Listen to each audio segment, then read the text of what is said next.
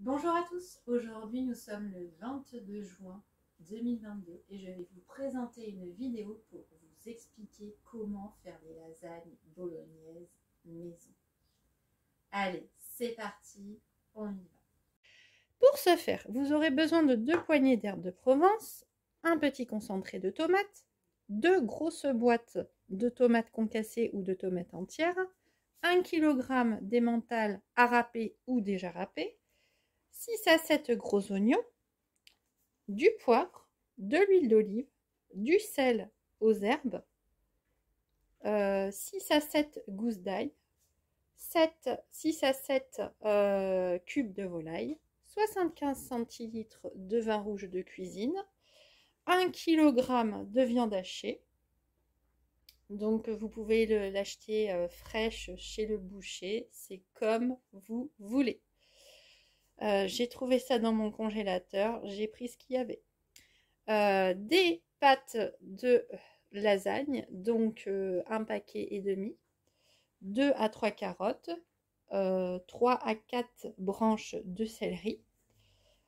Pour la béchamel, vous aurez besoin d'une noix de muscade entière, 3 cubes de volaille de bouillon de poule, pardon, un grand verre d'huile d'olive, une râpe pour râper la noix de muscade, environ 2 à 300 g de farine, l'équivalent de 4 litres de lait ou 3 litres de lait, et ensuite on rajoutera avec de l'eau. Et pour la fin, on rajoutera donc quelques cubes de beurre pour la cuisson. Alors pour commencer, je vais allumer donc ma cocotte. Sur ma plaque à induction, je vais la mettre sur 6. Je vais verser l'huile d'olive dans la cocotte. Pendant que l'huile commence à chauffer, juste à côté, je vais commencer à émincer les oignons. Je coupe les 2 extrémités. Je l'épluche. Oups. Et oui, ça glisse. Alors, pour ceux qui ont les yeux qui pleurent facilement quand ils épluchent des oignons, vous pouvez prendre des lunettes de ski, ça marche très bien. Ou des lunettes de natation. Ça marche très bien aussi. Bon, moi, j'ai un peu l'habitude, donc ça ne me pique plus les yeux. Alors, vous voyez, vous coupez en tranches, comme ça. Et ensuite, vous coupez en perpendiculaire, de manière à avoir donc l'équivalent de cette taille d'oignon, un petit carré de 1 cm sur 1 cm environ. Et je fais pareil avec l'autre.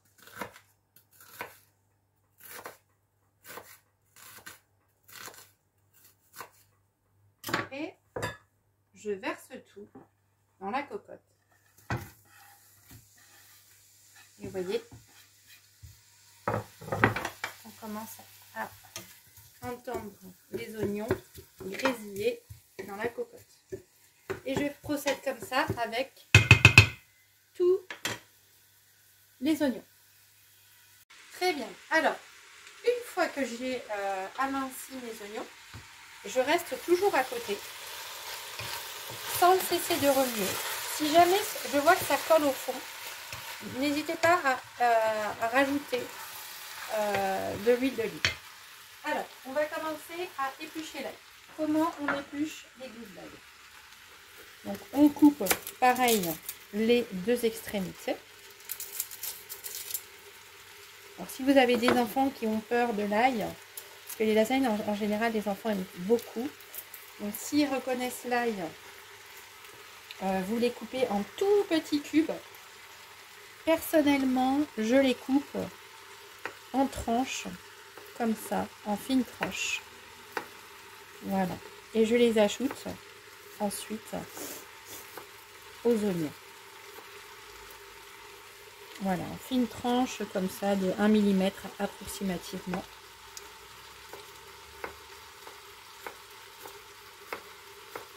Voilà, comme ça fait différents ingrédients visibles dans la bolognaise. Et donc, j'ajoute les 7 autres gousses d'ail dans les oignons. Très bien. Alors là, nous commençons à avoir de très très bonnes odeurs. Les oignons commencent à se caraméliser. C'est ce qu'on appelle la réaction de Maillard. Je ne sais pas si vous voyez le petit bronzé là dans la poêle. C'est en fait le début du brunissement des aliments quand on les rôtit. Voilà. Donc là, je vais rincer les carottes. Donc il faut toujours rincer les légumes avant de les couper.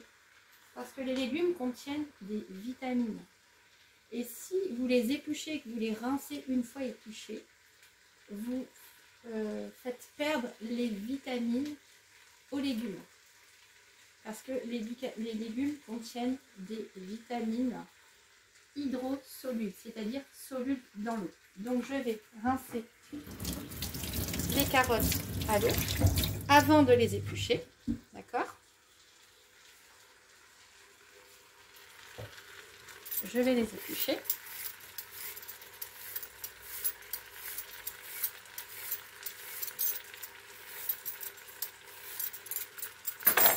Je coupe les deux extrémités. Et ensuite, je vais couper ma carotte en long, comme ça. Et encore en deux. La moitié encore en deux. Et ensuite, je vais couper des petites quarts de rond de carottes d'environ 1 à 2 mm d'épaisseur. Alors, pour éviter de vous couper les doigts, mettez les ongles vers le bas, d'accord? Comme ça, le couteau glisse sur votre ongle et ne vous coupe pas.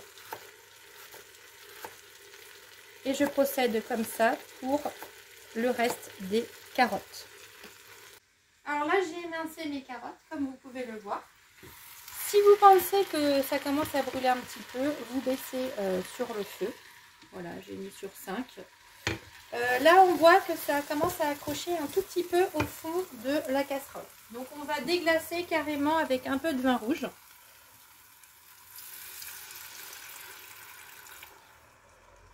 Un tout petit peu, hein, juste pour déglacer.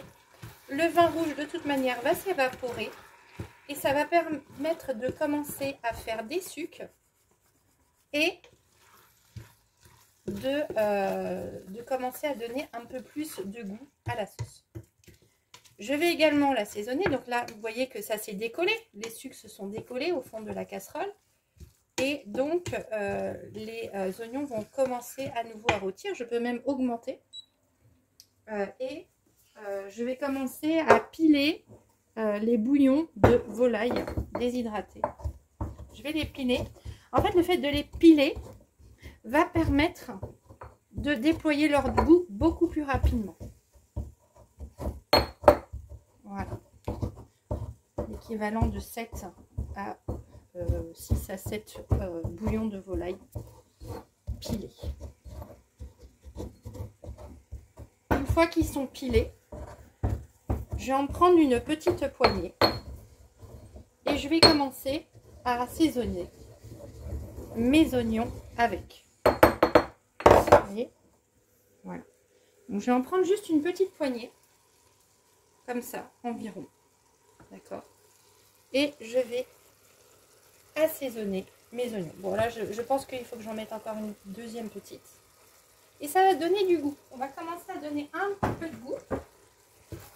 Et là, je vais mettre un tout petit peu d'herbe de Provence. Pareil, un tout petit peu. Ça va aussi donner du goût. Et je remue. Et je laisse caraméliser encore plus les oignons, tout en douceur. Voilà, ça va reprendre Je laisse réduire les oignons. Voilà, ils commencent à être plus ou moins translucides. Ensuite, je vais laver pareil donc les branches de céleri avant de les couper. Je vais même utiliser des feuilles pour ajouter de la couleur dans ma bolognaise. Alors bien évidemment, vous pouvez faire un rinçage un peu plus important avec quelques gouttes de vinaigre pour les femmes enceintes. Mettez quelques gouttes de vinaigre blanc et vous les trempez dans un bac ou dans une bassine. Ça permet d'éliminer la maladie de la toxoplasmose. À présent, je vais vous montrer comment je coupe mes branches de céleri. Donc, je les coupe en taille de 10 à 15 cm environ. Quand elles sont trop grandes comme ça, je les coupe en petites tranches. Ici, pareil, en deux, et ici, ça va. Ensuite, je prends le tout et je le coupe à nouveau en tout petit. Et ça va permettre de donner du goût à ma sauce. Donc, je vais mettre les petits morceaux de céleri dans mes oignons. Et regardez-moi cette magnifique couleur. Regardez-moi comme c'est magnifique. Cette verdure, ce orange, ces oignons qui commencent à vraiment être translucides. C'est magnifique. Alors maintenant, ça fait approximativement une demi-heure que je fais mijoter les oignons avec les carottes, le céleri et l'ail. Donc là, à partir de ce moment-là, vous pouvez ajouter la viande hachée. Comme la mienne est surgelée, je l'ai laissée à température ambiante pour qu'elle se décongèle à l'air libre. Donc, quand on a des steaks entiers comme ça, on ne va pas les mettre entiers dans la casserole. On va les effilocher un par un, comme ça. Vous voyez ?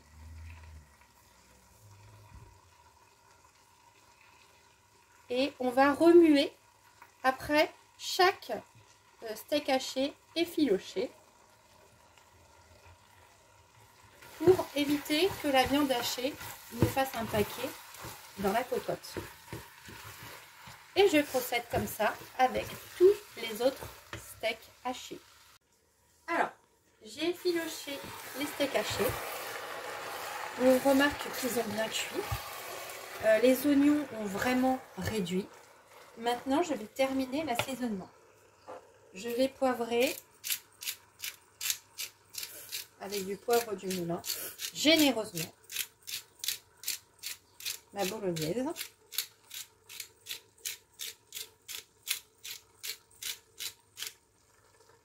Je vais rajouter le reste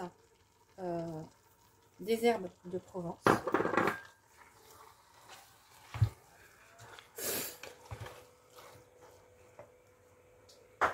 Je vais mettre le reste des bouillons de volaille déshydratés pilés. À chaque fois, je remue pour incorporer bien les différents ingrédients. Je vais mettre les tomates. Donc j'ai pris une boîte de tomates concassées et une boîte de tomates entières pour vous montrer comment faire si jamais elles sont entières.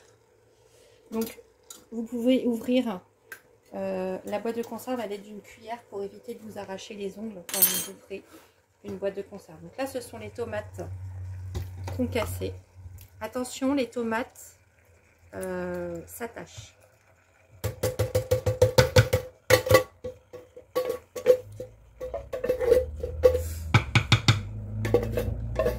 Je fais bien le contenu. Pareil, je mélange. Donc si vous n'avez pas de tomates concassées, ce n'est pas grave. Regardez comment faire. J'ouvre ma boîte de conserve à l'aide d'un micro-boîte. Attention à ne pas vous couper parce que avec cette méthode, on peut vraiment se couper et c'est pas forcément très agréable pour finir de faire la cuisine et au quotidien. Donc on fait très attention. Voilà. Il vous suffit de verser les tomates entières dans un saladier.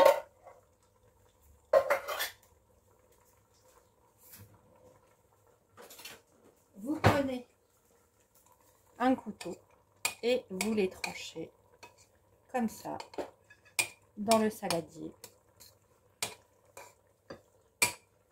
afin de les transformer en tomates concassées. Parce que c'est sûr que là, dans une bolognaise, si elles ne sont pas, si elles sont entières, ça va un peu gêner au niveau de la qualité organoleptique.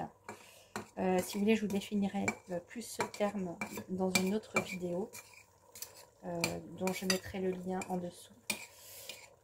Mais vraiment, au niveau de la qualité organoleptique, c'est mieux de les couper en petits morceaux. Donc, normalement, prenez des tomates concassées, mais si vous n'avez pas de tomates concassées, ce n'est pas grave. Ça vous donne un peu plus de travail, mais au final, on a approximativement la même chose. Donc, une fois que je les ai découpés, je les verse pareil en évitant de gicler dans la casserole. J'incorpore les aliments, les ingrédients. Si je vois encore qu'il y a quelques tomates qui sont entières, je peux les couper aussi dans la casserole. Par exemple, celle-ci, hop, je vais la couper comme ça. Mais bon, c'est un peu plus compliqué dans la casserole de les couper. C'est pour ça que j'ai été dans un saladier. Vous versez le reste du vin.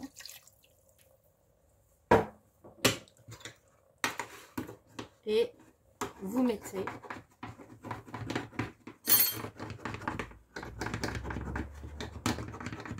l'équivalent d'une petite boîte, attention à ne pas vous couper, de tomates concentrées. Une toute petite boîte.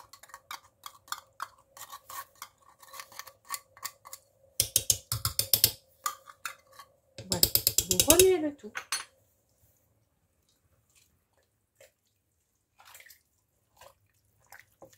Et vous laissez reposer pendant une demi-heure. Vous couvrez et vous laissez reposer pendant une demi-heure. Je le laisse sur 6. Et vous remuez de temps à autre.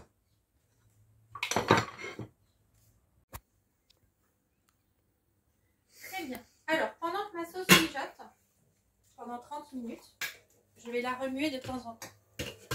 Alors maintenant, je vais faire une sauce béchamel à l'huile d'olive. Au lieu d'utiliser du beurre, vous utilisez de l'huile d'olive. Si vous voulez utiliser du beurre, vous utilisez du beurre. Moi, je mets l'équivalent d'un grand verre d'huile d'olive. D'accord? Parce que je vais quand même faire de la béchamel avec 4 litres de lait. Ou 3 litres de lait et 1 litre d'eau, ça dépend. Alors, pendant que l'huile chauffe, je vais piler les bouillons de volaille déshydratés. Ça rajoutera du goût à ma béchamel.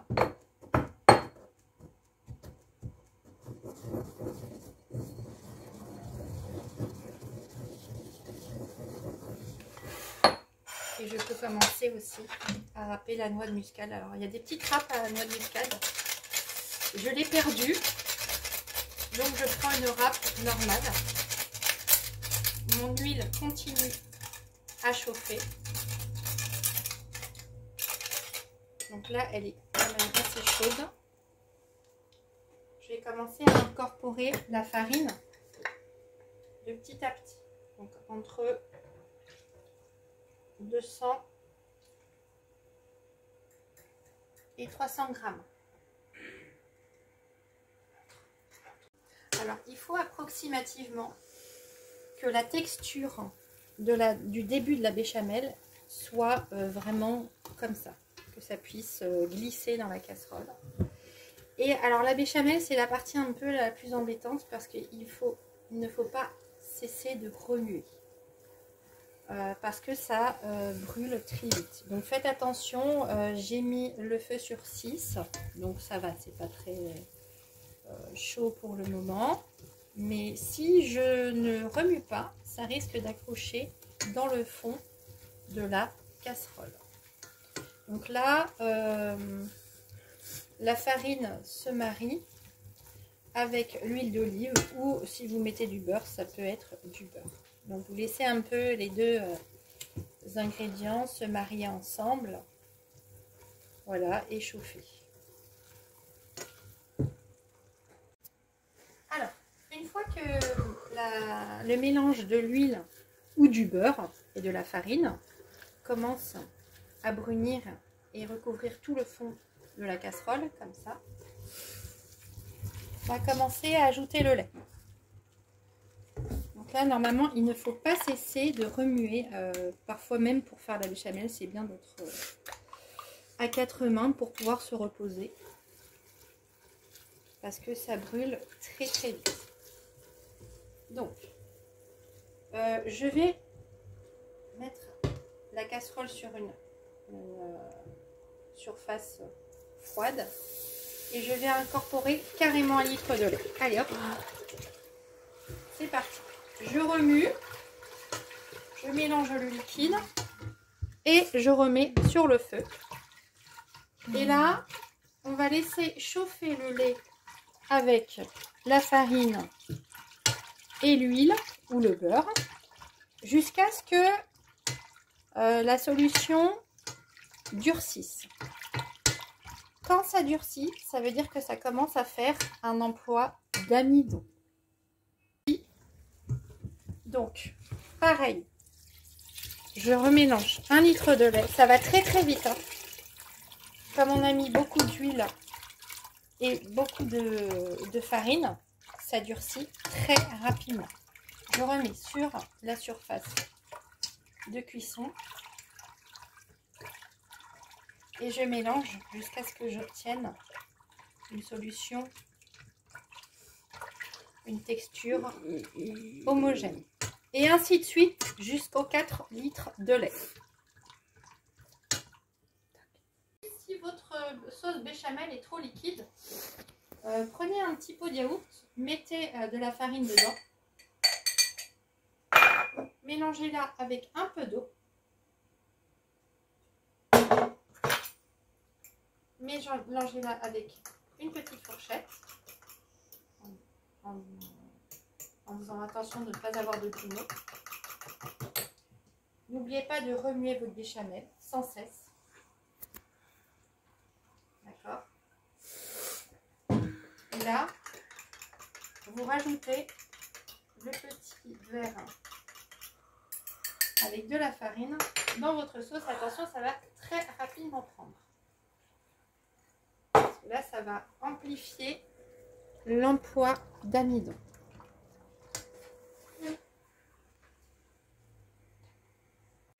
Alors, la béchamel est terminée. Je vais donc l'assaisonner avec les bouillons de cubes déshydratés épilés.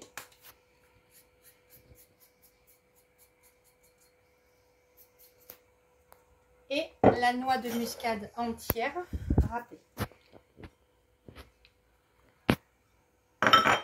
Je vais mélanger le tout.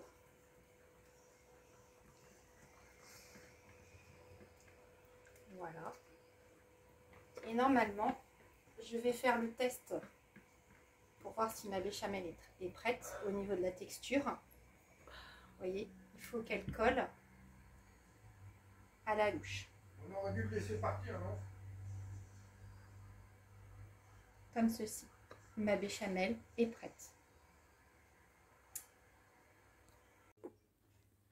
Les cuissons de la sauce béchamel et de la sauce bolognaise sont terminées. À présent, je vais goûter la sauce béchamel. Alors, attention à ne pas vous brûler.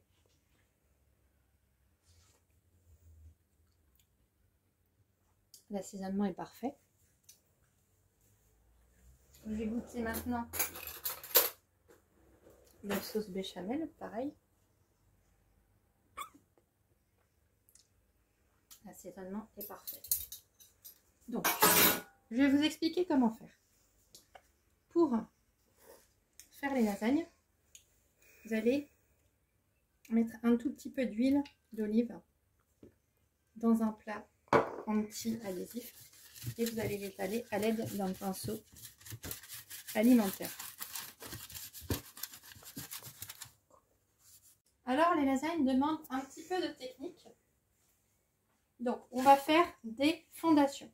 On va commencer par mettre 2 louches ou 3, selon la taille de votre plat, de sauce béchamel.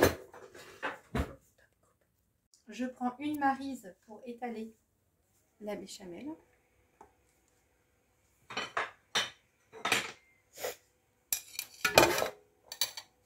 Et ensuite, je mets une couche de pâte déshydratée en cassant les coins. Comme ceci.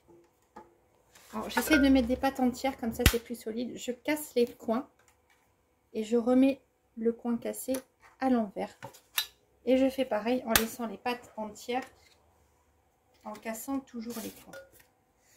Comme ça. Je remets une couche de béchamel.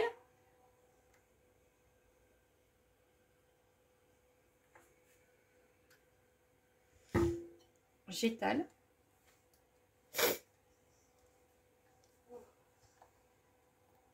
Et ensuite, je mets une couche de sauce bolognaise, généreuse. Allez, 1,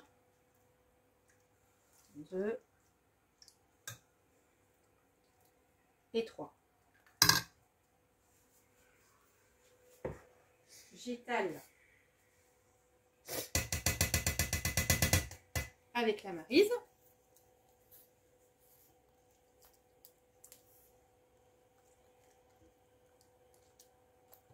Ensuite, je remets une couche de pâte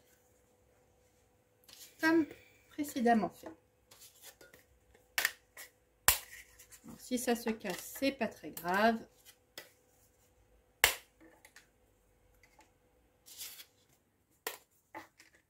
Ensuite, je remets une couche de béchamel.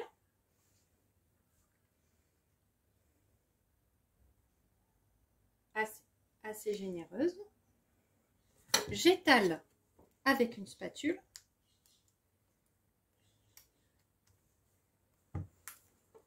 Et là, je vais mettre une couche de fromage. Alors, si vous avez du fromage non râpé, vous coupez des tranches de 1 à 2 mm d'épaisseur. Et vous les étalez en long comme ça. Enfin, verticalement. Collé.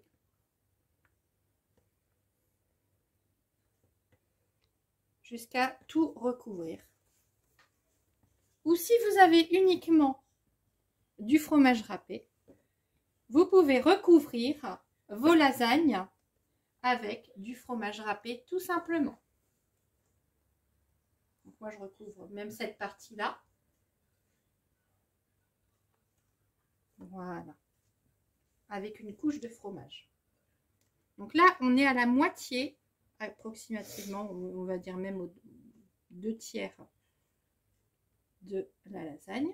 Et par-dessus cette couche de fromage, je vais mettre de la sauce bolognaise. Toujours généreusement.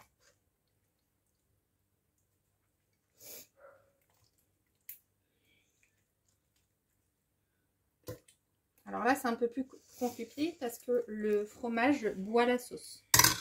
Donc, je retourne ici.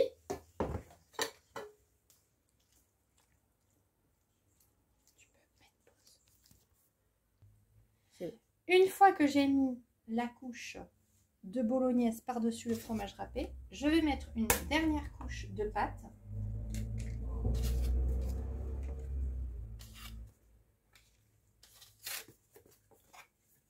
Toujours en cassant les coins.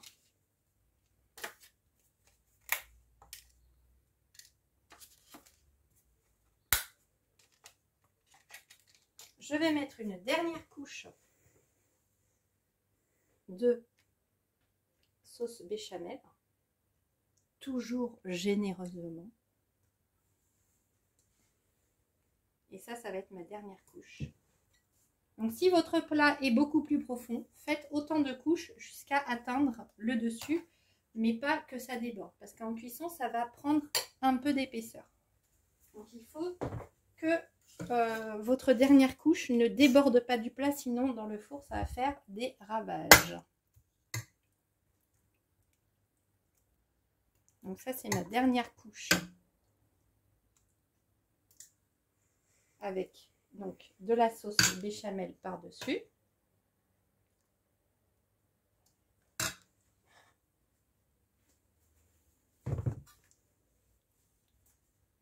J'étale bien avec la maryse. De toute manière, en cuisson, ça va bien s'étaler. Vous voyez, ça déborde limite.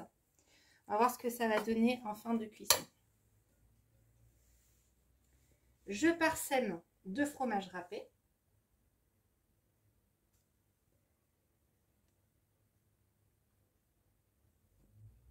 Alors, pas trop non plus, parce que la vraie couche de fromage, elle est dans les sous-couches des lasagnes. Et donc, les petits carrés de beurre de tout à l'heure vont me servir à éviter que le beurre, que le fromage brûle à la cuisson.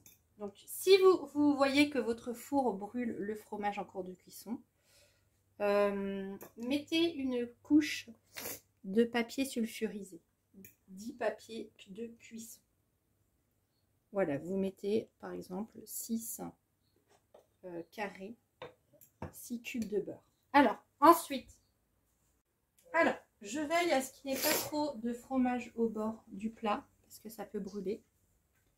Je mets mon plat au fond du four, au niveau du sol, pratiquement au sol, avec une petite aération en dessous pour favoriser la cuisson. Je mets un chauffage manuel à chaleur tournante, d'accord? Je mets ma température à 180 degrés. Le temps que le four chauffe, je mets une durée de cuisson. Si votre four est préchauffé, vous mettez une durée de cuisson de 45 minutes. Si votre four, vous l'allumez maintenant, vous mettez une durée de cuisson de 45 minutes. Alors, je vais mettre donc 50 minutes, le temps que des 5 minutes que mon four préchauffe. Et on va voir ce que ça donne dans 50 minutes. La cuisson des lasagnes est terminée. Donc, voilà ce que ça donne après cuisson. Alors, attention, c'est chaud. Voilà. Alors, il faut les laisser reposer au moins 1 heure si vous voulez qu'elles restent fermes. Si vous êtes impatient, vous pouvez les manger. Elles sont délicieuses. Par contre, elles seront assez coulantes. Comme on va manger ça ce soir, le reste est cru. Je vais les filmer en contact, en anaérobie, c'est-à-dire en absence d'oxygène. Je vais les réserver au frais toute la nuit et demain les mettre pareil à 180 degrés 45 minutes au four. J'ai pas hésité à prendre des moules à cake faire cuire les lasagnes et tous les plats que j'avais. En tout cas, j'ai utilisé les 4 litres de béchamel, toute la sauce bolognaise. En revanche, j'ai eu besoin de 2 kg d'emmental. Voilà. Cette vidéo est terminée. J'espère qu'elle vous a plu. Si c'est le cas, n'hésitez pas à mettre un pouce bleu. Abonnez-vous à cette chaîne et partagez cette vidéo avec votre entourage si vous pensez qu'elle puisse leur servir. Au revoir et prenez bien soin de vous.